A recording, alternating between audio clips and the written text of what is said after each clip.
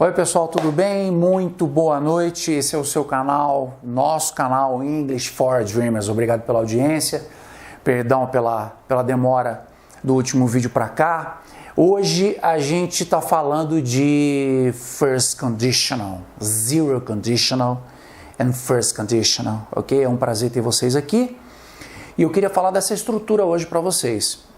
Além disso, eu também vou querer falar de uma questão do Enem, digamos, um pouco famosa aqui no YouTube, porque alguns professores falaram dessa questão no sentido de dar o gabarito, de falar de interpretação, tudo, e ela é muito interessante do ponto de vista gramatical. Eu não vou falar do gabarito, eu não vou falar da resposta que foi dada para essa questão do Enem, não, mas eu vou falar do ponto de vista gramatical. Eu acho esse conteúdo bem interessante e é isso que eu queria passar para vocês hoje.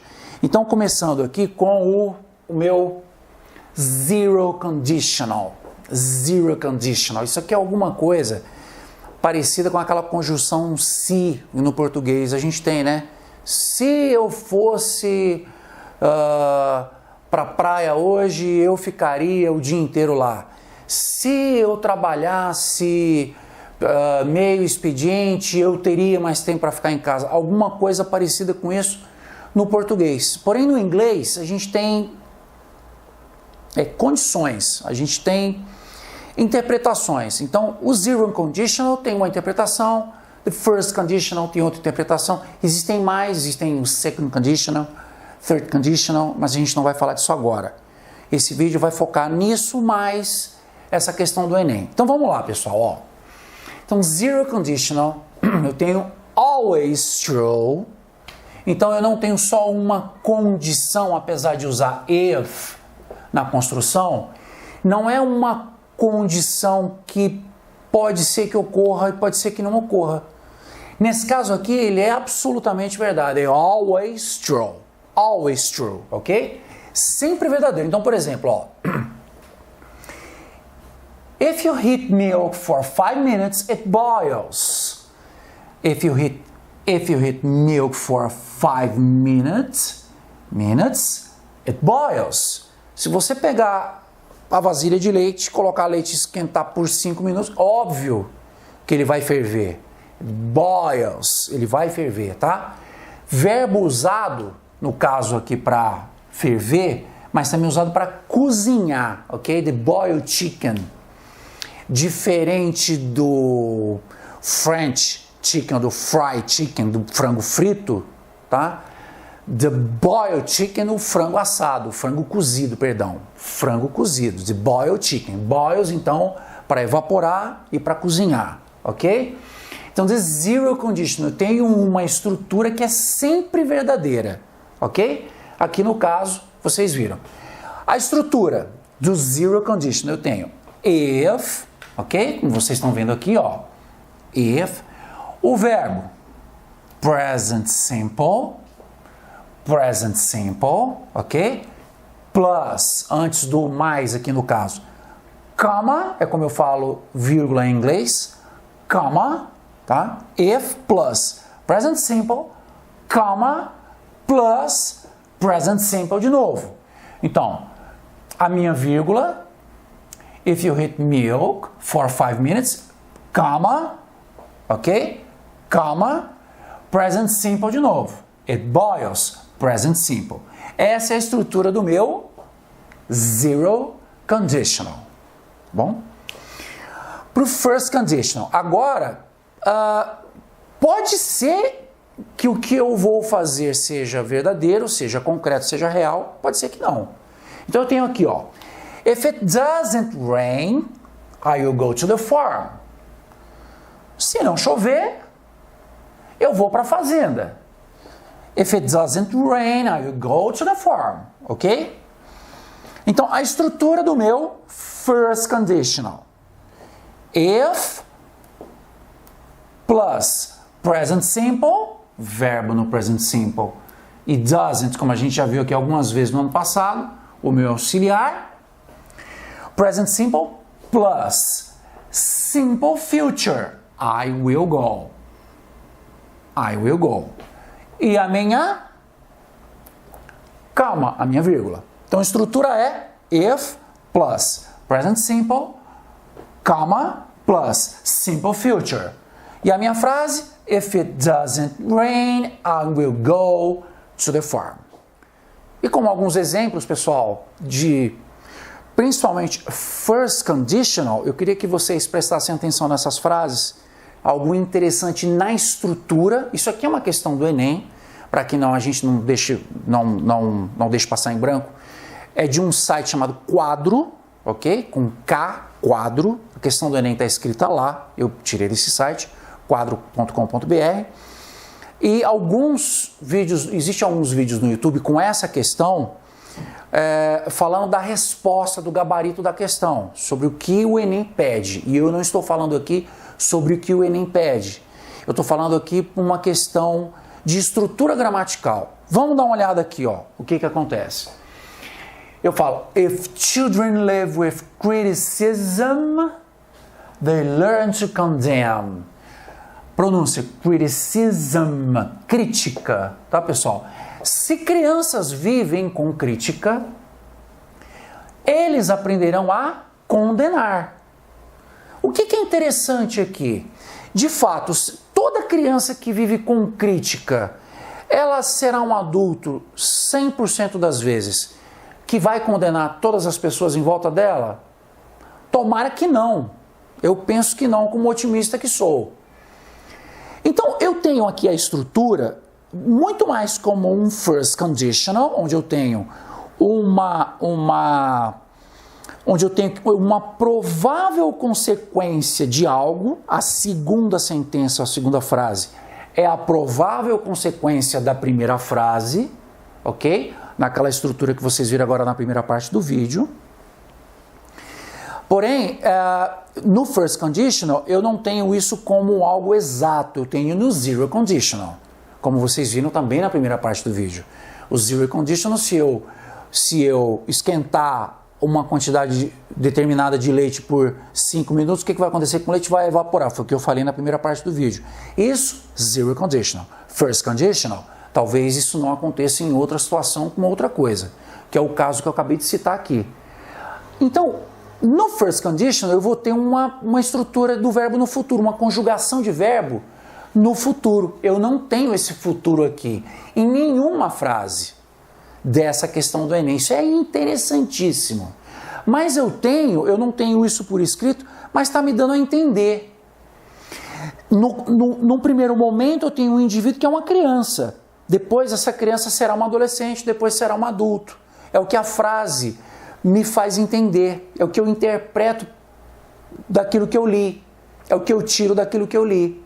Então eu tenho um first conditional sem ter a estrutura gramatical de um first conditional. Então vamos para a segunda frase, ó. If children live with fear, they learn to be apprehensive. Então, se crianças vivem com medo, elas aprenderão a ser ou a serem apreensivas. Certo? Logicamente é um teorema, né? É uma probabilidade. If children live with pity, they learn to feel sorry for themselves. Um pronome reflexivo, ok? Pronome reflexivo aqui, por elas mesmas. Se crianças vivem com piedade, essa palavra aqui é pena. Quando você fala, por exemplo,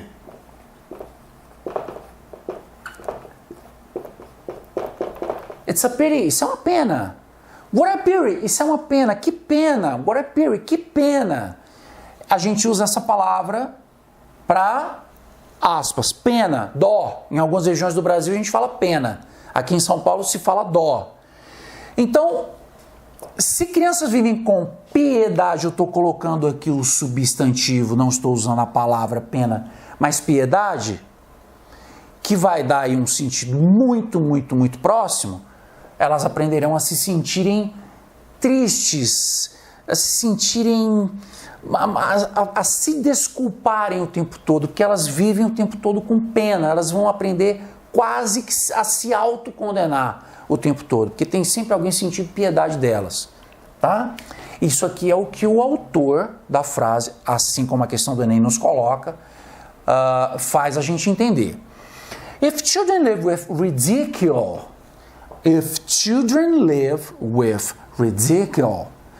they learn to feel shy. Se crianças vivem com zombaria, no caso aqui, ridiculous. Ridiculous é o adjetivo, ridículo. Você é ridículo. Coisa super grosseira. Ridiculous, o adjetivo. Ridicule, no caso, o substantivo. A zombaria, o escárnio. Mais modernamente, o bullying. Então, se crianças vivem com aspas, bullying, zombaria ou escárnio, eles aprendem a se sentirem tímidos ou tímidas, essas crianças. Elas vão achar que vai ter sempre alguém fazendo um bullying com elas. Estrutura do first conditional sem a presença do futuro. Ok? If children live fairness, they learn justice. É muito interessante essa frase. Olha só, gente. If children live fairness, they learn justice. Ok? Se as crianças aprendem justiça, elas aprendem justiça. Interessante, né? Olha só. Fairness é uma palavra que me remete a equidade. Sabe do que eu estou lembrando agora? Dos Jogos Olímpicos. Quem lembra de algumas aberturas de alguns Jogos Olímpicos, você vai ver uma expressão que eu acho interessante, fantástica. Eu gosto de praticar esporte, eu acho isso aqui super importante, gente. É isso aqui, ó. É o fair play. Fair play, tá? Dividindo aqui, ó. Fair, ok? Fair play. Fair play, às vezes, não é algo traduzível, nem se traduz, né? Quando se fala fair play, já está subentendido justiça, equidade, jogo limpo, tá? Jogo sem trapaça, ok? Fair play, tá bom? Fairness, o meu ness aqui me caracteriza o substantivo fairness, ok? Então, equidade, justiça, etc., elas aprendem com a equidade, portanto, elas aprendem justiça. If children live friendliness, ok? If children live friendliness, they learn the world is a nice place in which to live, ok? If children live friendliness, they learn the world is a nice place in which to live. Se as crianças vivem com cordialidade, ok? Eu tenho um adjetivo aqui no caso, a cordialidade, o substantivo.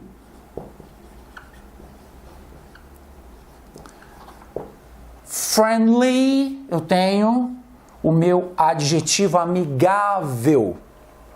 Amigável, cordialidade, friendliness, o meu ness, mais uma vez aqui, eu consigo formar o meu substantivo com esse finalzinho, ness, friendliness. If children live friendliness, se as crianças vivem com cordialidade, elas aprendem que o mundo é um lugar legal no qual viver.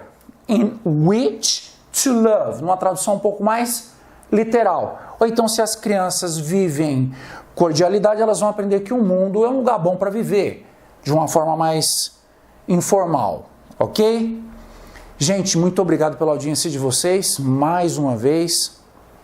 Se inscrevam no nosso canal, English for Dreamers, toca no sininho, compartilhe esse vídeo.